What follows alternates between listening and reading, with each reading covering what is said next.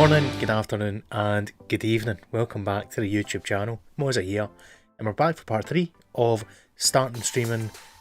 Do's and don'ts is the title of this one. So basically what we're going to do is have 6 things that you should be doing and you shouldn't be doing related as we go along. It should be a little bit easier to digest than the last one because I appreciate that was quite point and click, do this, do that with OBS. This is us getting back to more of a dialogue. So in terms of, here's an idea, you've got the gist of it, go and make it your own, run with it, and be unique. That's going to help you, no matter what kind of content that you're producing, be it FM or be it any other game for that matter.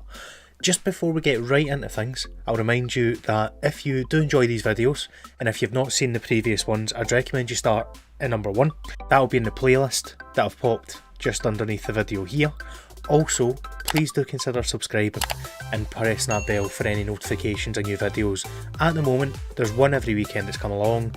In future, I might be able to get more content produced. There'll also be a mixture of things like vlogs, FM, not just this guide as well, and the editing guide that's coming down the line. You can also see me on Twitch. I stream Tuesday nights, Thursday nights and Saturday mornings. The midweek nights usually 8 PM through till 10:30, and the Saturdays it's usually 9:30 or 10 o'clock starts. Without further ado, shall we get this started then? Do and don't number 1. Let's start right at the beginning. When you're getting started with your streaming, maybe you've had a few streams to get going, you're getting used to it now, you're getting more comfortable on the mic, on the game, interacting with chat. The thing that will help you in the early days more than anything else is setting a schedule. Not only is that going to allow people to understand when you're going to be live, and then they'll be kind of conditioned to know that you're going to be on at a certain time, they're going to expect to see you at a certain time, and they're going to come and see and be waiting for you going live. You're going to find yourself a routine that you get more comfortable and settled into as well, and that's only going to help you get better and produce better content, be it streaming, be it YouTube videos, whatever it is. One little caveat to add to that is don't be afraid to change it. Be flexible. I regularly change my schedule if things come up in real life, because ultimately there's things that are more important than Football Manager. I'm sorry guys, honestly there are, and ultimately I'm not going to get divorced over a game. So if I've got stuff I need to do, if it's my wife's birthday, if there's other family stuff going on, I will be doing that and I will not be streaming that night. Don't be afraid to change your schedule at short notice. People will understand, especially if you tweet out about it and keep folk updated. Simple as that. The don't for this side of things is just basically what I've just said, however with a slight difference. Do not force yourself to either stream or create content if you're not in the right mindset to do it. If you've had a bad day at work, if there's things outside being online that are affecting you mentally, if you just need a break, just need a sleep, anything like that, don't force yourself to stream, to make videos, any of that. If you are not in the right mindset to do it, if you're not going to be enjoying it yourself, people watching it aren't going to enjoy it, and they're going to get turned off by it. They're probably going to go and watch something else. Don't do it to yourself. Only go ahead and create content, streaming videos, if you're in the right place to do it. Next 2, plan ahead, choose your save, get a plan in mind for any caveats that are in there or any challenges as part of it, and stick to it. If people know what you're doing, when they come back into your channel, say if they've missed a stream or if they've missed a video or whatever, they're still going to know what the overall project is, what the overall aims are, and they'll ask for an update. You can easily chat away, you can give a wee synopsis of, oh you weren't in the stream on Tuesday, this is what happened, right back up to speed, nothing's lost. However, if we flip the side around on this one, the big don't is constantly start different saves and constantly change. It doesn't work. If you are streaming, for example on Twitch, and you've gone for a 4th new save in the space of 2 months, people are going to get turned off by that. They're going to know that you're not going to stick it out. You'll actually see people in chat say things along the lines of, well, what's the point in getting into this because you're just going to change? It's not a good place to be when you want people to come in and give you their watch time, their custom. You kind of need to give them a reason to come back to watch you, and being consistent and knowing what to expect when they come in is a big part of that. Do your best to stick to the same save idea Obviously, if your save idea is one-off streams, so they could be one-off relegation challenges for a week, for example, that's fine, because folk will still know the premise of what you're doing. Just don't start grand projects all the time, give up one season in and chop and change. It doesn't work. Next one, and this is a massive one. Do get involved with other creators, on social media especially. So if you look at Twitter, for example, you'll get all sorts of people out there, including myself, that will post regularly about football, about FM, about life. Get involved. Reply to things when there's questions out there. You'll get some guys, and I'll pop in a couple of screenshots now, who are very, very good at creating conversations on Twitter. Don't just try and rip off what people are doing, but by all means, if there's a question out there and there's a debate being had, have your say. Get a wee bit of negotiation, but get a wee bit of debate going. You're only going to get out what you put in to this community. And if you're not getting involved with people, they're not going to know who you are. Simple as that. The flip side of that one is do not use other people's tweets, other people's posts, other people's pictures to try and self-promote. Don't leech by replying saying, oh, that video you're putting out, I'm looking forward to that, but here's my link, come and see me. Don't do that. You wouldn't do that in normal life situations. Why are you going to do it just because you're on Twitter? Self-promotion when it's your own tweets is fine, because people expect that. If you look at my Twitter, for example, I will put a tweet out in the morning when I'm streaming in the evening, I will retweet it around about 5 o'clock when I'm leaving work, and I will put a tweet around about half an hour to 15 minutes before I go live saying, just a reminder, this is happening. That is generally a good way of approaching it, a good schedule you could say, and it's worked for me. It won't work for everyone. Find your own comfort level. Don't only post go live tweets, because people won't pay attention to your Twitter in that case. The same way people don't look at these retweet accounts that all they do is retweet people saying they go on live. People don't follow them unless they're getting retweeted by them. It's not a way to go. Follow for follow doesn't work. Retweet bots don't work. The only thing that really works in that side of things is proper, genuine, valuable interaction. So bear that in mind. In the spirit of that, the next two is collaboration. If you get the opportunity to work with other people, fire in. What is there to lose? Absolutely nothing.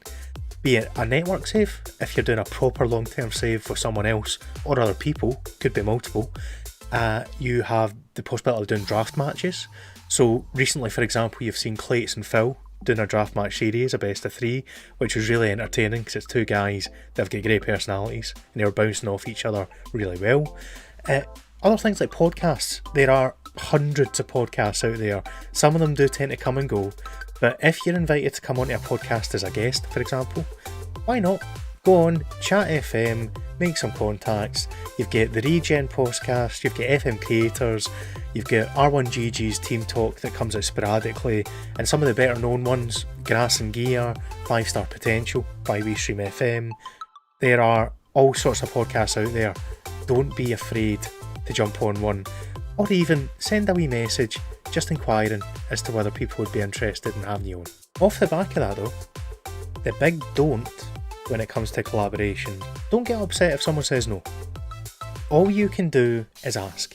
So I've turned down people for collaborations before because I've not really had the time to do them. It all depends on personal circumstances at the time. Don't feel like a creator doesn't like you just because I've turned you down for a collab.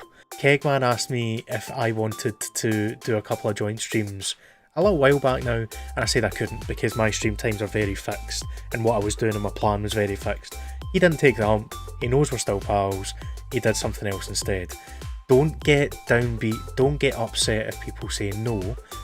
A little tip though, if you are trying to get a collaboration sorted, an easy way to do that is try and find someone that's on a similar level to you, be it number of followers, be it amount of viewers, be it just someone that you get good chat with anyway, generally. It's always easier to work with someone who's at a similar position to what you're at. And if anything, you're going to help each other grow at the same time. Second last one, penultimate do, is this. Find a niche and explore it. It can be anything you want. So just speaking from personal experience, you come into my channel and you'll generally see a mixture of things that relate to myself. They might relate to other people as well, but people now associate me with them. BSC Glasgow, because I'm the club ambassador. Iron Brew, because I'm always drinking it. Standard, being Scottish. And finally, the Salute. Don't know how it came about. It was one of these things I started doing by accident. Pretty much every time I get a follow, a sub or whatever, I just kind of naturally find myself going like that to say thank you. Now. It happens. Run with it. See if something happens that's quite funny on stream and people latch onto it. Go with it. It makes you stand out a little bit.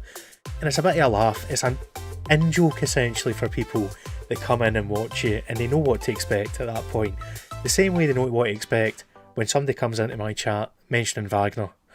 I'll save you that just now. Come along to my Twitch and find out what that's about. You might not be wanting to find out after you've seen it though. The big don't on this one is pretty self-explanatory. Don't just copy or rip off other people's niches. So here's an example. Chris Orme is a guy who has created FM content forever. He's been around for a long time, had a wee break, came right back to it. You'll notice in his channel, a lot of his emotes are to do with sheep, because he's Welsh by birth. So, off the back of that, you wouldn't just go, oh, I'm going to use a Welsh accent and I'm going to use sheep emotes, because you'd be blatantly ripping the guy off. If you're Welsh though, and you want to play on that, there's all sorts of things you can do. Find a kind of local food or drink that you like and you want to talk about that's Welsh, or you could even have things like the daffodils, you could have the dragon, all sorts of possibilities. You don't have to be that simple either in terms of that's a country and that's something that's associated with it.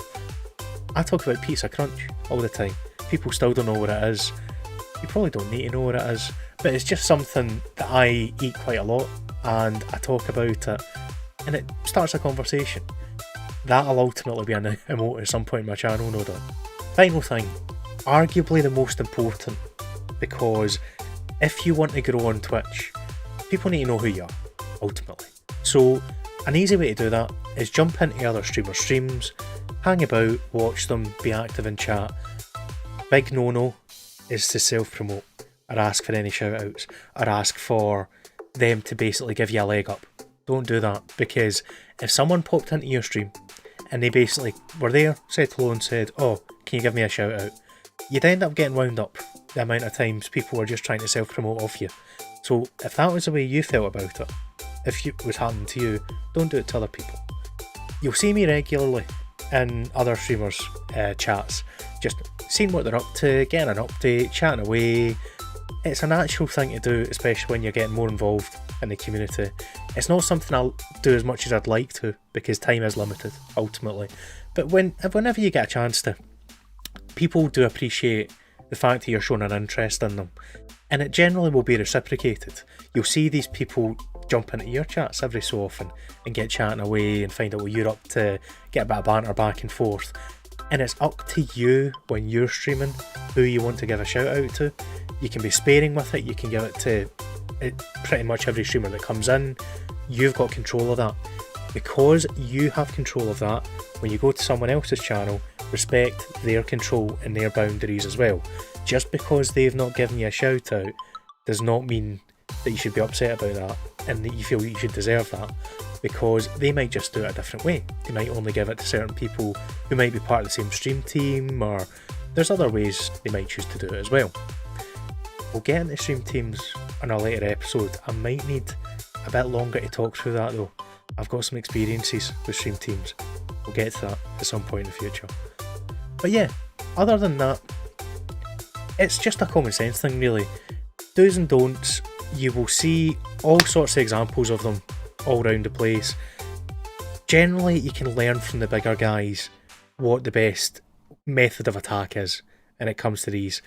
If you look at Dr. Benji, if you look at Lelujo, if you look to Loki Doki, these are all guys that when they're on social media, when they're making comments on stuff, they know how to conduct themselves, having had the experiences in the past of potentially saying the wrong things and learning from those mistakes. If you look to the experienced guys, that gives you a really good blueprint on where to go from there. If this has been helpful, please do consider drop the subscribe on the YouTube channel. I'll just drop it in. Why not, towards the end. As always, I am on Twitter at twitter.com/Mozza Plays, just at Mozza Plays if you're on there already. And you can find me on Twitch, twitch.tv/Mozza Plays, Tuesday nights, Thursday nights, Saturday mornings, and the occasional bonus stream as well. But thank you very much for watching today. There'll be a fourth one out next weekend in which we're going to look at equipment. So we'll get into webcams, into microphones, probably touch on the Stream Deck as well as a couple other wee cheats and a couple other wee ways of saving money when you're getting started. But until then, thank you very much for watching, and I'll leave you with this. Go on pressing now, don't we? Go on. Cooper's in. He's offside. Oh, Jesus.